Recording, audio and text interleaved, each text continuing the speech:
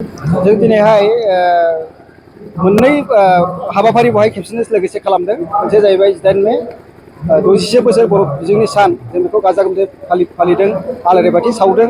लोगोसे जोङो गोसोखांदों जे बर' बिजोंखौ जेलानाखि फसंजेनदोंमोन बा दाबिदोंमोन, बै समाव जोंनि पपुलार स्ल'गाना जादोंमोन जों सोलोंगोन बिमानि रावजों, बर' राव गेवलांथों, बर'सा देरहासार। जों बेखौ बेनार हिसाबै जोङो होदों आरो फरायसाफोरखौ जों जाहाथे बिनि फारसे मोनसे सेन्टिमेन्ट बोनो हायो, जोङो स्ल'गानबो जों होदों दिनैहाय।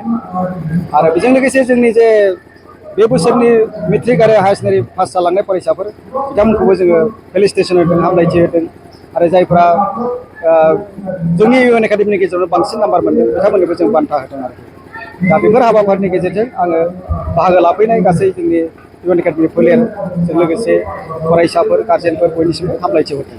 मोननैबो थाखोआव जों साबसे फरायसाफोरा सेथि मासिआव उथ्रिसारनो हादों, नोंथांनि फरायसाफोरा देग्लायहाय जोंनि गासै मेट्रिक आनजाद होनाय फरायसाफ्रा सा 190मोन, 194मोन।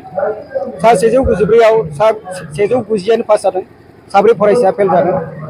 बेनिफ्राय हायार सेकेन्डारि साइन्सआव होदोंमोन 153 सा, 153 सा, बिसोर सासेबो फेल जायाखै, गासिबो पास जाजोबदों। बिनिफ्राय आर्ट्सआव होदोंमोन सा 183, बिनि गेजेराव सा 180निया पास जादों, सासे फरायसाया फेल जादों आरो। फार्स्ट डिभिजननि हारखौबो जों देग्लाय गोबांसिन खालामनो हादों। मेट्रिकआव 190 सानि गेजेराव 118आनो फार्स्ट डिभिजन जानो हादों।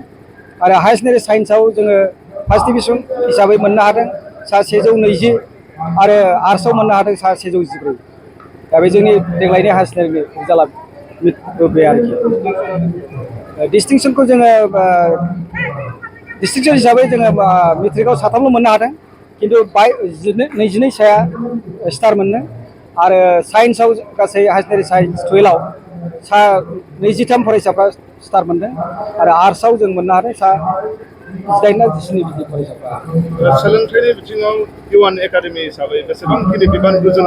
दा जोङो रिजाल्ट एसेमेन्टखौ नायबा नुगोन जे 2002आव गायसननायनिफ्राय दिनैसिम आरोखि, जे जोङो अभारअल जोङो फरायसाफ्रा 2070 जनसो होबाय मेट्रिक आनजादखौ। आरो दा बेवहाय जोङो मोननो हादों 2070नि गेजेराव 1997 जनखौनो जों पास खालामनो हादों। आरो अनलि माने 2.5%आल' जोङो रिजाल्टखौ गाज्रि खालामदों।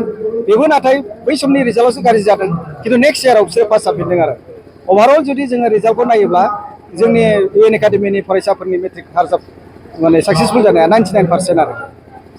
दा जेखि जाया मानो बे बर' मिडियाम होनानै गथ'फोरनि बुजिनाय, साननाय हनाय, रोंनाय बेयो जोबोद साबसिन जायो होननानै आं सानो, जायनि थाखाय जोङो बे रिजाल्टफोरखौ मोनबाय थादों।